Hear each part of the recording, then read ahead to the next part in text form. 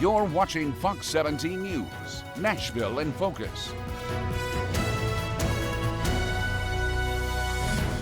Happy Sunday morning, everybody. I'm Scott Couch for the next 30 minutes here on Fox 17. We are talking politics. I've got two Democrats, two Republicans on the panel discussing the important topics of the day. And we promise that fisticuffs won't break out. For that, you'll have to turn to another network. Or the parking lot. Yes, or possibly outside this place. But we're going to have some fun this morning. Let me introduce our guests, and we'll wade right in. Steve Gill back with us. Last week, he was hosting, a question and answer session with the 7th District candidates. But Steve's a political analyst and also publisher of TriStar Daily. So remember, TriStarDaily.com. It's a daily read for me. Kenya Magruder right beside him, Nashville native, Democratic strategist. Glad to have you back, ma'am.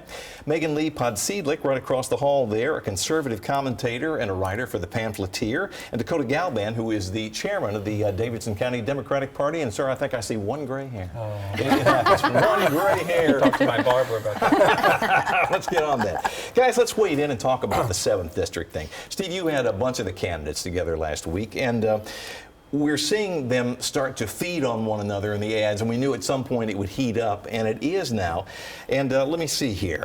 I saw a statement from Afton Ben as well, one of the Democratic hopefuls, that indicated there had been a poll that she was, single digits ahead in. Do you know anything about that poll? I couldn't find it, and I thought, I knew you were coming. I thought I'm going to ask. Yeah. I've not seen that polling, but I can tell you. You heard it too? No, I haven't heard it either. That's news to me. But I know that there have been a number of straw polls where she has won those straw polls across the district. So in my opinion, this race is really up for grabs. Any of the Democrats, to me, they're neck and neck. I think really the general is going to be our focus as far as the Democratic Party is concerned. I think that is definitely a 50-50 chance for us to go in and flip that race. Do you think the Democrats really have a chance in a race like this because it's a single, sort of thing, and it's like, who can you deliver to the polls? Yeah. I'm with Dakota. I mean, if the Democrats have a chance to get a seat, this is probably it. Most certainly, Congressional 5 was, 7 has basically, kept in some of the strongholds with old Congressional 5. And so right now, we're entering the last week of early voting. Isn't that so crazy? Whoever can move their voters to the poll, and let's get ready to roll up our sleeves, and so we can rumble with Megan and Steve for real to get down to the brass tacks. Sure. A lot of stuff happening that is going to come on the line, because right now people are kind of like, what do I do? Who do I vote for? And, when we get to after this primary, we're going to get down to the real meat and potatoes of how things are impacting Davidson County, Montgomery County, Williamson County, and so forth. So you can't really debate with 15 people. So to your point, we'll get some head-to-head stuff. Much. Speaking of that, you had something in the TriStar Daily the other day that looked at all 13 Tennessee counties, and the number of people that had voted was so abysmally small. Yeah, there's 14 actually when you count half of Davidson, but there's 14 right. counties, part of Williamson County. Early voting turnout has been low. I originally thought we might see 25,000 or so in the Republican primary. I thought when the first few days started, we might get to 35. I'm back down to maybe 25 to 30,000, which means anybody that can get 6,000 or 7,000 voters to the poll on the Republican side and on the Democratic side wins. I think when you look at those early voting numbers, if I'm a Republican, I'm looking at Davidson County and I'm terrified. Democrats are turning out Davidson County voters a lot heavier than Republicans. Now, some of the counties are going to start having satellite turnout, Williamson County and others, where you've had to go downtown or something to vote. So it may change the numbers a bit. But in these polls, and I've seen a few on both sides of the aisle, the biggest winner right now is undecided. I know, what is it, 57%? That was an early one, and it hadn't changed much. And that was a GOP poll. But you know why? It's because, most people are not paying attention. It is a primary, and they're waiting to get down to, one for one. Yeah, two people at least. And when you get these polls where there's high undecided, a lot of those folks are just not going to go vote. So again, it's who can drag their voters kicking and screaming to the polls in the next few days. And then I will sound an alarm bell with Kenya and say Republicans better wake up, because if you don't pick a candidate who's going to be strong, who can bring people back together, the general election is December 2nd. After a week of Thanksgiving for early voting, it comes after most of the schools are going to be on fall break. if Republicans don't come together regardless of who wins and pay attention and take the Democrats seriously, you could lose the seat.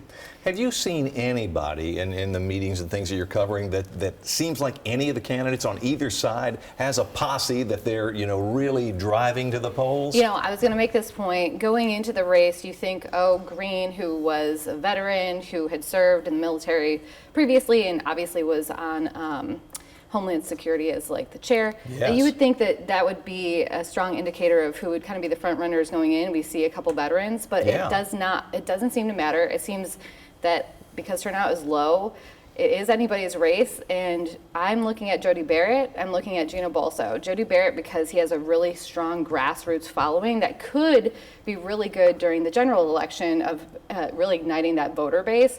And I'll also, with low turnout, igniting people to come out in the primaries to actually vote for him to have that chance. But also, I know that Gino is spending a lot of money as well, so it's going to be name recognition. But man, really thought that it would matter if, like, the couple of veterans who are running. But I don't think in the end it really does. The funny thing, you mentioned Jody Barrett. Sometimes you can get a feel for maybe who other candidates think, maybe because that's who they're going after, and several seem to be going after him. But it's not necessarily them. It's outside money. PACs. You had Jim Jordan's PAC put $300,000 in against him. You had $1 million that's been put in against him, $500,000 from an anti-Trumper that's been put in against Jody. So it's going to be interesting. I hope they spend all their money on television, just saying. We've got to squeeze in a break right here. We're going to talk about the other elephant in the room, and that is the governor's plan to send troops to Memphis next week. We'll be right back.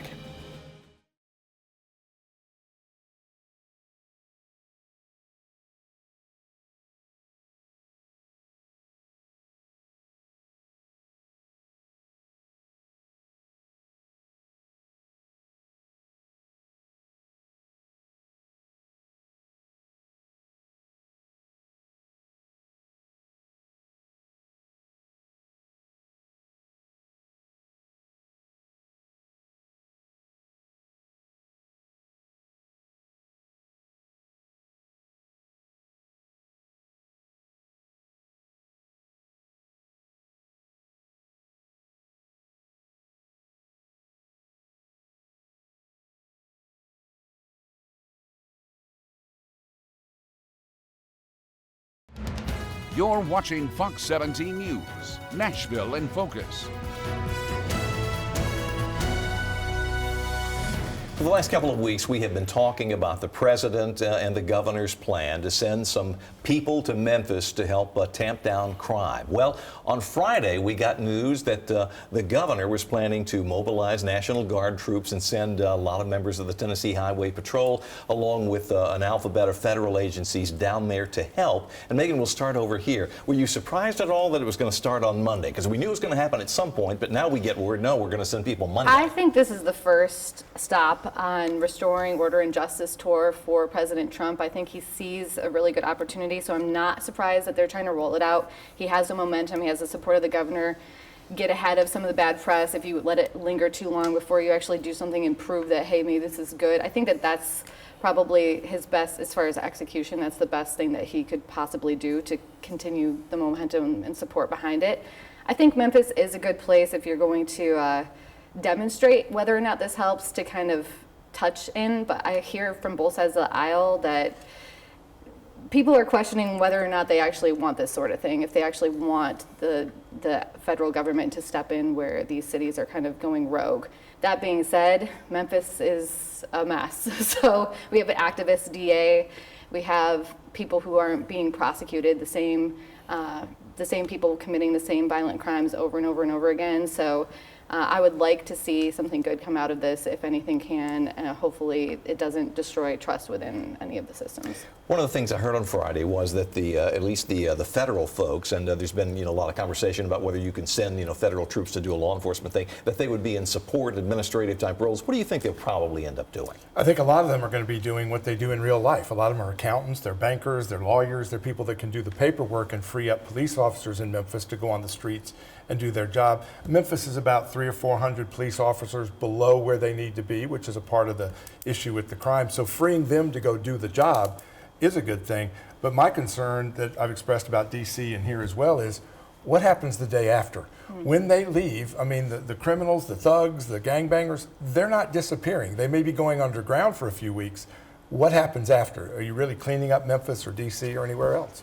And, you know, and Kenya, will come to you next. One of the things that we have reported is that crime, while it's not great in Memphis, it's down maybe 22, 25%, maybe at a 25-year low. But a lot of people even there will say, you know, I'd like for things to be safer. What are you hearing? What do you think? Well, I think the first thing that people are paying attention to, particularly, is that our president is making moves into cities that look like people that look like me. You have a mayor who is African American, a city that is majority African American, and he's just moving on to each touch point. Our governor was very much welcoming to this because he wants to get back in the good graces of the president. And so what do? Is you basically capitulate and you let him do it. And so what's going to happen is that, you know, maybe there are some people who welcome this. I saw where one of the Fords, who's a commissioner, he was at an event last week and pretty much welcomed it and talked about his district. Yeah. And so he was for it. But you also have a good number of people in our state legislators who represent districts throughout Memphis who have said that this is not what they wanted. So, you know, they're here now. There's absolutely nothing we can do about it. What people do need to learn is understanding how this process works. This is not the mayor who can actually make this decision. He is only the CEO for the city of Memphis for that city, and the governor is the one who went up and took the picture and signed the piece of paper or looked over the shoulder of the president to do so, and this is what's happening. So what's going to happen is on Monday we're going to start seeing how it's going to play out, and we're going to see how people are filling in. And so all eyes are going to be on Memphis. And so one thing we can say is that we respect the men and women who are stepping up and doing this. We hate that they are being picked from their lives to go and do this. But I also want to say this: I hope that they are going to get paid. I hope they have good housing and that they're treated adequately the way that they should be, with the respect of what they're doing behind the scenes, because that's another story and another layer to the cake that we should be paying attention to, because the president just wants optics, photos and pictures and videos so he can keep running these type activities on social media to make it look like he is this strong man, and he's not. So he'll be the first person to duck and weave from absolutely anything. And this is going to, you know, have a reverberation, and so we should pay attention to see how it's going what's going to happen. Dakota, last but not least, I have heard some Democrats saying, look, to Kenya's point, we can't stop this thing. Let's see if we can somehow turn this into a positive. Have you heard any of that, and what do you think? I've not heard any of that. If anything, I think the mayor of Memphis may have hinted at welcoming federal intervention to prevent more crime in Memphis, but this is definitely not the way to do it. And to be clear, the people of Memphis did not ask for this. The mayor did not ask for this. City officials didn't ask for this. This is the president using an issue to divide the American people, to divide the Democratic Party, to be divisive in general. This is the first president we've had where he does not want to unite the American people. He wants to divide us. And so this is a great issue for him, where he thinks that he can divide people with this sending the troops into Memphis. But the people of Memphis didn't vote to be the #1 murder capital in the country. The people in Chicago and Detroit, so what has Bill Lee been doing about it for the last 6 years? He's done absolutely nothing. It's the same Democrats who've been running Memphis for 30 or 40 years. Why hasn't the governor asked for the money to keep flowing that's going to go into the Justice Departments, the money that could help boots on the ground to help make some changes? The governor Memphis has City not Council done that. has I hate cut to, guys, funding. but I'm up They against a cut funding. break. We'll continue the conversation. Stay tuned. You're watching Nashville in Focus on Fox 17.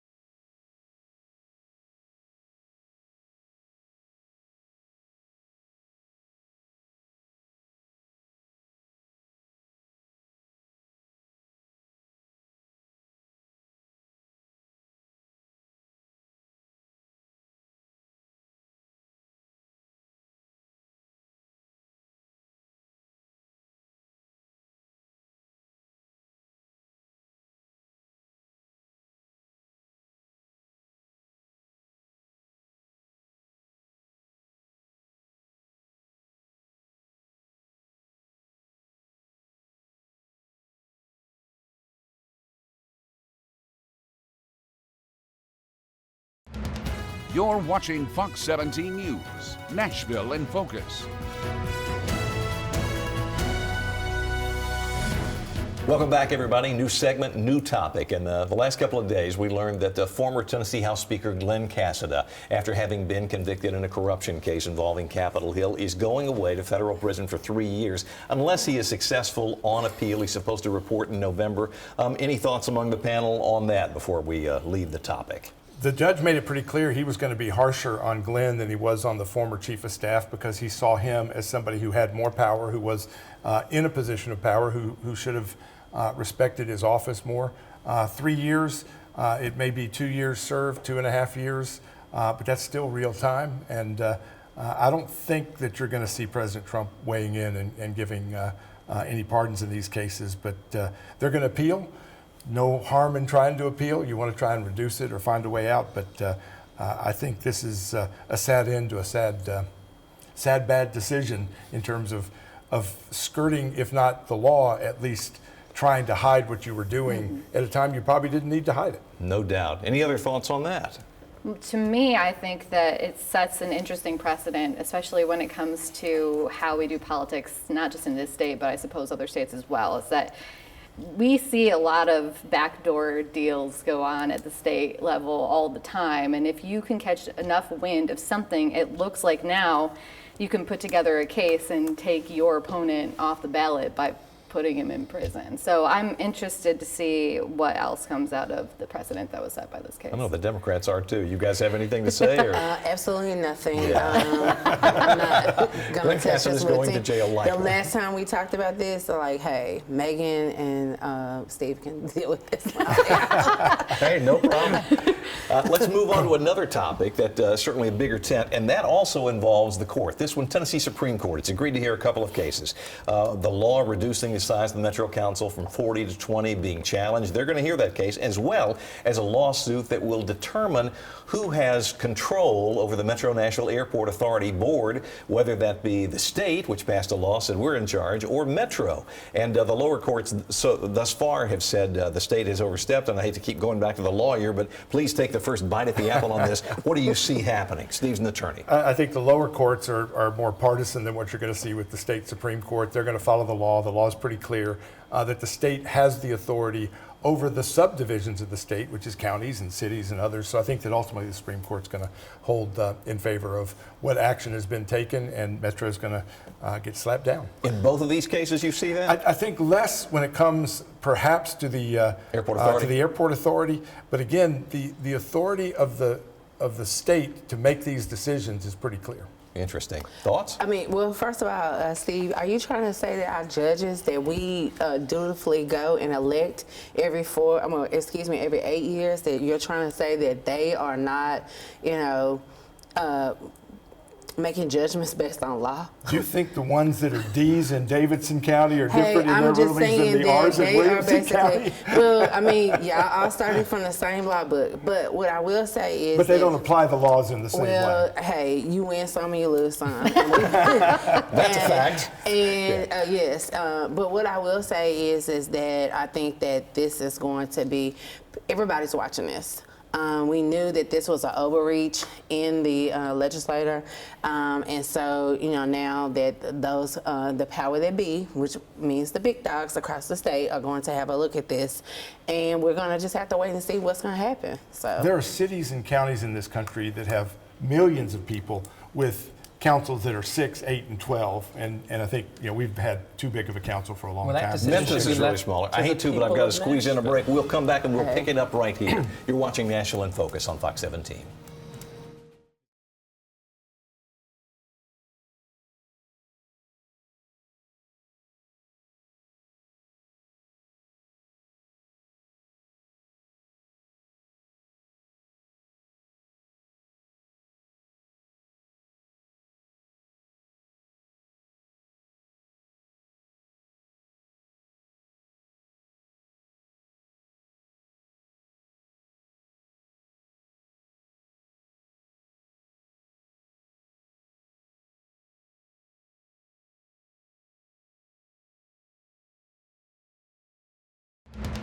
You're watching Fox 17 News, Nashville in Focus.